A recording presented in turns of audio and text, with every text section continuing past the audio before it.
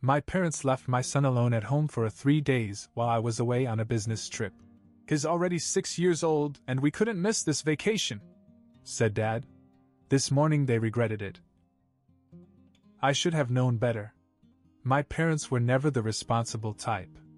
They weren't the kind of grandparents who baked cookies or took their grandson to the zoo just because. They were selfish, and always had been. Everything in their world revolved around them, their plans, their needs, their fun. But I was desperate.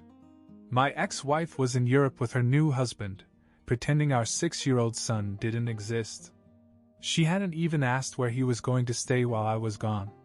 She just shrugged her shoulders and said, "You'll figure it out." And I thought I would. I asked my parents. They acted excited. "Of course, Lucas. He's our grandson. We'd love to have him." They made a big show of how excited they were, how it would be a bonding experience. In retrospect, I should have paid attention to the way my mother hesitated before agreeing. The way my dad mumbled something about having plans that month, but didn't elaborate. I sat them down and went over everything. He's 6. He needs structure. Meals at the right time. No junk food for dinner. No staying up until midnight watching their ridiculous reality shows. And most importantly, no leaving him alone. Ever. You nodded. Smiled. Pretended I was over-explaining. "We raised you, didn't we?" My mother said with a laugh. That should have been my second red flag. But I had no choice. I left on my business trip. Every day I called. Every day they picked up, happy to tell me how much fun they were having. "He's such a good boy," my mother gushed. "We took him to the park today. He had a blast." Every night when I called, the answer was the same. "Oh, he's already asleep," they would say. "He had such a big day, he passed out early." They even sent me videos. Him playing in the backyard. The two of them baking cookies together. Him running around, laughing. Everything looked normal. So I didn't question it. Then, on the morning of the 8th day, I got a phone call that made me sick to my stomach. It was my parents' neighbor, Bill. He was in his 70s, a retired mechanic, and the kind of guy who paid attention. He never called me, so I knew something was wrong the second I saw his name. "Lucas," he said in an uneasy voice. "I don't want to alarm you, but something is wrong. I've been hearing crying coming from your parents' house since last night. It stops for a while and then starts again. I knocked a few times, but no one answered. Their car is in the driveway, but I don't think they're home." I felt my whole body go cold. "They are home," I said, already dialing their number on my other phone. "They have to be." But they didn't answer. I called again. Straight to voicemail. I texted my mom. "Mom? Call me now." No answer. I called Bill back. "I don't care how you do it. Get to the house." There was a long pause. Then he said, "Are you sure? Break a window if you have to." A few minutes later I heard glass breaking over the line. Then silence. Then Bill cursing under his breath. Then he said the words that made my vision blur with anger. "They're not here, Lucas. But your son is." I felt like throwing up. Bill's voice was tight, like he was trying to control his anger. "The boy is in his room. He's shaking, Lucas. Looks like he's been alone for a while." I was already shoving things into my suitcase. "Put him on the phone." There was a rustling, then a small, broken voice. "Daddy?" I stopped breathing. "Hey, buddy," I said, trying to keep my voice calm. "I'm coming, okay? You're okay now. Bill's with you. You're safe." My son sniffled. I was scared. The thunder was really loud. My hands clenched into fists. He was scared and I wasn't there. They hadn't been there. Bill got back on the phone. "Luke, he says they left 3 days ago." 3. Said they packed bags and told him they'd be back real soon. Left some snacks on the counter and locked the door behind them. 3 days. 3 days. I already grabbed my keys. "I'm on my way." It's a 9-hour drive, Lucas. Are you good to dash? But I'd already hung up. I broke every speed limit on the way. Got pulled over 3 times. Didn't care. Explained the situation to the cops, and 2 out of 3 let me go with a warning. The third looked horrified and told me to drive safe but get there fast. By the time I pulled into my parents' driveway, it was almost midnight. Bill was outside with my son, who was curled up in a blanket, half asleep on Bill's porch swing. As soon as I got out of the car, my son ran toward me, bumped my legs, and grabbed me like I was going to disappear. I knelt down and held him. I'm here, buddy. I'm right here. Bill stood nearby with his arms crossed. The boy barely ate. I gave him what I had, but he wouldn't touch much. Just kept saying, they'll be back soon. His jaw tightened. I don't think he really understood that they left him. I swallowed the anger that was clinging to my throat. Did they call? Text? Bill shook his head. Nothing. I took a deep breath, pulled out my phone, and dialed my mom. This time she answered. Lucas. Honey, she said, acting as if nothing was wrong. What a surprise. Where the hell are you? A pause. At home, of course. I closed my eyes. Mom. I'm at your house. Right now. You're not here. Silence. Then she said, Oh. We just went out for a bit. For 3 days? Another pause. Then the line went dead. She hung up. I stared at my phone in disbelief. Then I did the only thing I knew how to do. I sent her a text message. If you're not here by morning, I'm calling the police. And then I waited. I barely slept that night. Every time I closed my eyes, my mind filled with rage. My parents had abandoned my 6-year-old son like an afterthought. They'd left him alone in a locked house for 3 days with nothing but snacks and the promise that they'd be back soon.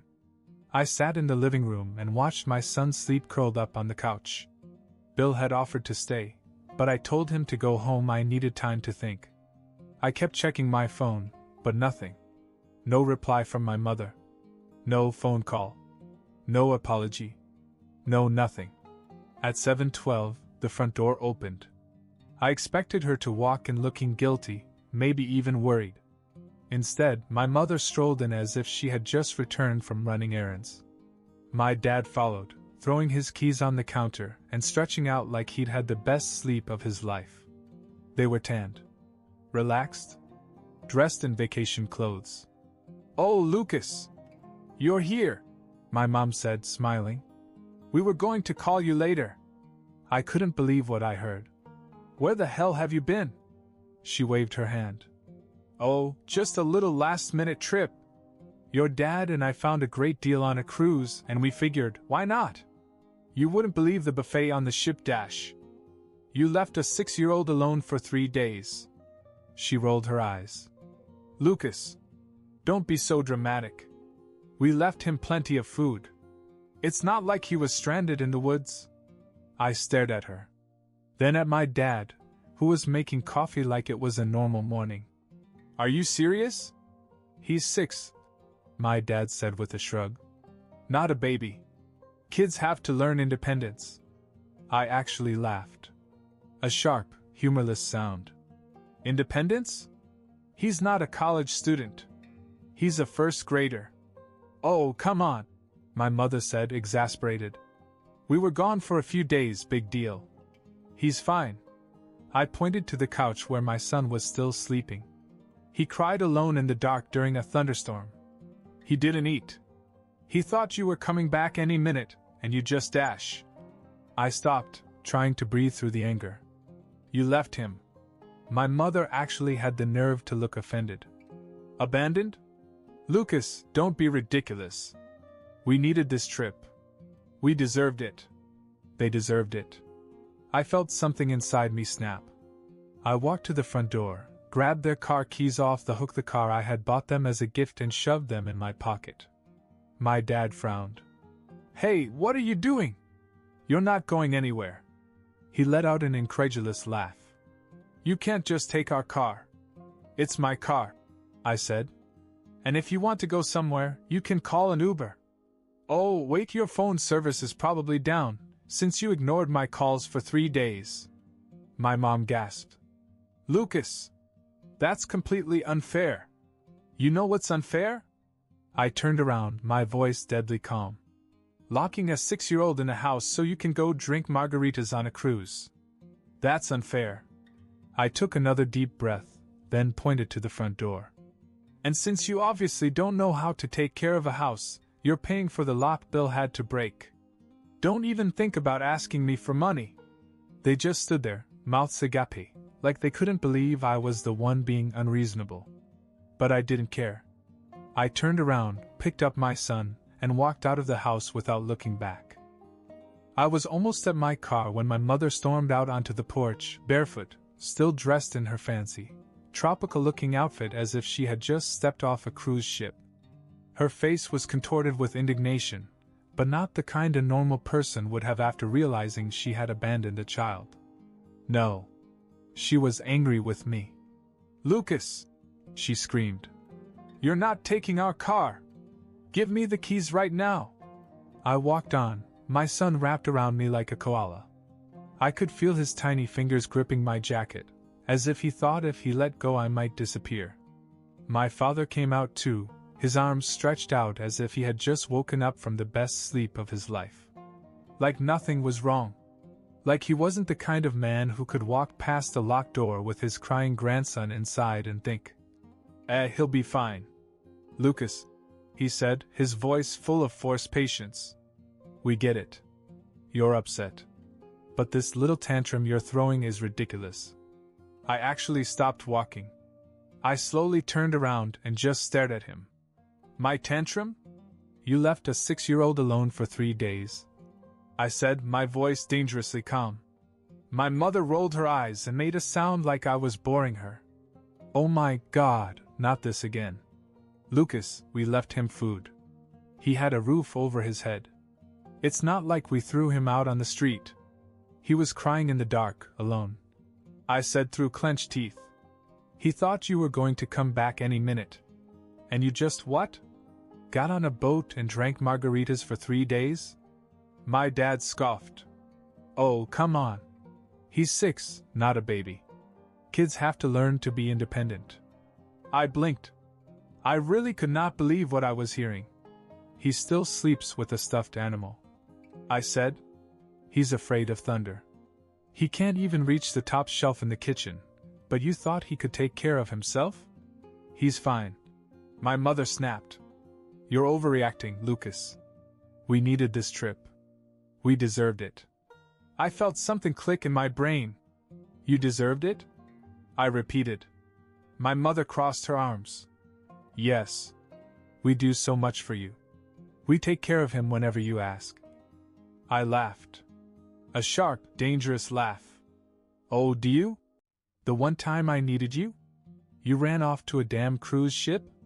We left provisions. She huffed. It's not like. You mean the granola bars? I interrupted. The crackers? Those aren't provisions, they're what I give him when we're late for school. She scoffed, muttering under her breath. Well, if we'd known he was going to be such a crybaby. I saw red. I put my son in the back seat of my car, locked the doors, then turned to her, anger boiling under my skin. You will never see him again. Ever. My mother's eyes widened. Lucas. Don't be ridiculous. My dad shook his head. Come on. We're his grandparents. You can't just cut us out of his life. Watch me. I turned back to my car. But as I reached for the door handle, I decided they deserved one last surprise. I looked over my shoulder and said, Oh, by the way, I canceled your credit card. Dead silence. Then, you what? My mom screamed. I opened my car door calmly. Yes. I checked the statements while I was waiting for you this morning. You charged your entire little getaway to the emergency card I gave you last year. My dad blinked. The one for hospital bills? Yep, I said, dropping the P. You ignored my calls, so now the bank's ignoring yours. I shrugged. I hope you enjoyed your last free vacation. My mom looked like she was about to explode. Lucas, you can't. I got into the car. My son was staring up at me from the back seat, eyes wide. Are they in trouble? He asked quietly. I started the engine. Not as much as they should be. And then I drove off, leaving them standing there, red-faced, angry, and powerless. I didn't hear from them for a week. No calls. No texts. No nothing. I figured they had finally realized they had no excuse for what they had done and were too ashamed to reach out. Maybe, just maybe, they had finally learned to leave me alone. I was wrong. A week later, I was at home making dinner when I heard tires screeching in my driveway. A second later, there was a loud, angry knock at my door. I knew who it was before I even looked. I opened the door and there they were, both of my parents, standing on my porch like two overgrown children about to throw a tantrum. But they weren't alone. Behind them, leaning against a beat-up pickup truck, was my Uncle Roy. My mother's brother. The family enforcer. I hadn't seen him in years. He had always been the fixer in the family, the guy they called when they needed someone to talk some sense into people. He was a big guy, built like a retired linebacker, with a permanent scowl that was supposed to be intimidating. I sighed. Of course they brought you. Roy got out of his truck and walked toward me like he owned the place. Lucas, we need to talk. I crossed my arms. No, we really don't. Yes, we do. My mother snapped. You've made it very difficult for us, young man. I almost laughed. Oh? You mean by taking away the car I bought you? By canceling the credit card you stole from me? My father grumbled. You didn't have to go that far. You left my child alone for 3 days. That wasn't going too far? Roy held up his hand like some kind of mediator. All right. Let's just calm down. Then he looked at me. You know, Lucas, family takes care of family. That's how it works. Really? That's funny, because the last time I checked, family didn't abandon a 6-year-old to drink Mai Tais on a cruise. Roy sighed and shook his head like I was a lost cause. You can't just cut them off. It's not right. They're struggling now because of you. I blinked. Because of me? They don't have a car, Lucas, Roy said, as if I should feel guilty. How are they going to get around? I gestured at him. You literally drove them here. Seems like they're doing just fine. My mother huffed. That's not the point. We're your parents. You owe us. I stared at her. I owe you? My dad nodded, as if that was common sense. We raised you, didn't we? Fed you, clothed you, dash. You didn't babysit me, Dad. That's what parents are supposed to do. Roy held up his hands. All right, let's settle this like adults. There's just one thing you have to do to make this right. I already knew I wasn't going to like this. And what's that? My mom smiled like she had won. Give us back the car. And reinstate the credit card. I actually laughed. A real deep laugh. Wow. You really think that's going to happen? Roy came closer, his voice lower. Look. Be reasonable. See, Roy, that's where we have a problem, I said, tilting my head. You think reasonable means do whatever they want, no matter how badly they screw up. That's not how it works anymore. Roy's face darkened. You don't want to start a war over this. I smiled. You think this is a war? No, Roy. A war is what happens if you ever show up at my house again and try to intimidate me. I took a slow step forward and looked him dead in the eye. Because I'm going to call the cops so fast they won't even have time to finish that stupid little speech you've got planned. Silence. Then my mother scoffed and waved her hand. Oh, stop being so dramatic, Lucas. We're your family. I looked her dead in the eye. No, you're not. She recoiled as if I had slapped her. I turned, walked inside, and slammed the door in her face. I should have expected what happened next. My parents weren't the kind of people who accepted consequences. They weren't the type to sit quietly and think about their mistakes. No, they were the type to make themselves the victims. And that's exactly what they did. Within a day of me cutting them off, they launched a full-scale pity campaign. They called every relative we had, from my mother's side to my father's, even distant cousins we hadn't seen in years. They told everyone that I had stolen their car, left them stranded, and cut them off for no reason. To hear them tell it, they were two loving, elderly parents who had given me everything, and were now being cruelly abandoned by their selfish, ungrateful son. And people believed them. The calls began to pour in. First, my Aunt Linda. "Luke, I just heard what happened. How could you do that to your own parents?" Then my dad's cousin Mike. "I always knew you had a temper, but this is a new low. They're struggling and you just let them suffer?" Then more. People who had never cared about my life suddenly had a lot to say about my choices. At first I ignored them, but they wouldn't stop. Finally, when my Aunt Carol called the one relative I actually respected, I answered. She launched into the same speech as the others. Family loyalty. Respect. How we only get one set of parents. How could I be so cruel? I let her talk. Then, when she finally finished, I told her the truth. I told her everything. How my parents had agreed to take care of their 6-year-old grandson for 2 weeks. How I had trusted them. How I had called every night to check in and they had lied to me, telling me he was asleep while they were probably packing their bags. I told her how they had left my son alone in a locked house for 3 days so they could go on a cruise.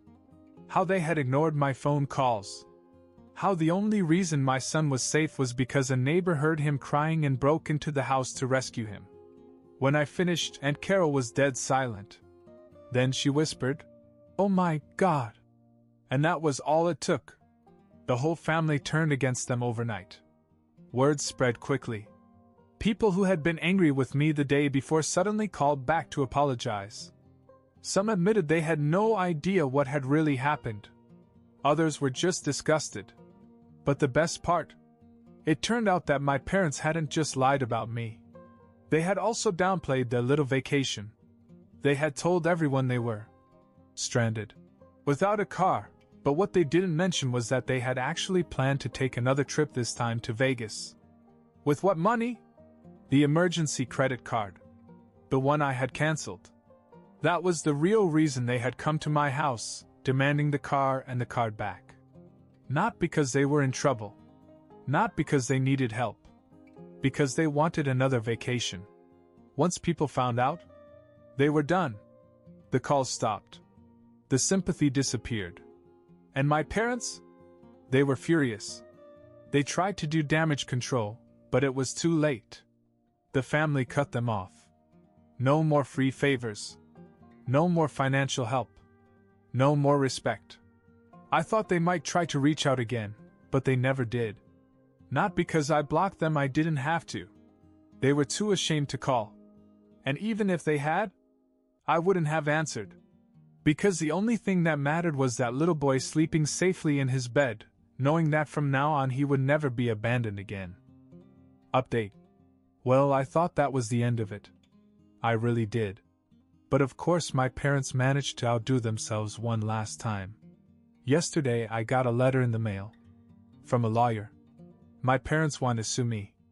For what, you ask? Emotional distress. According to the letter, I humiliated them, damaged their reputation, and caused them unnecessary hardship by taking back the car and cutting them off financially. Oh, and my favorite part? They demand that I reinstate the credit card because denying them access to funds is a form of elder abuse. I actually laughed out loud when I read this. They left their 6-year-old grandson to go on vacation, but I'm the one guilty of elder abuse? I gave it all to my lawyer, who said it was one of the stupidest cases he'd ever seen. He's handling it, and I'm not worried. But honestly, I can't even say I'm surprised. At this point, I'd be more shocked if they actually learned a lesson for once in their lives.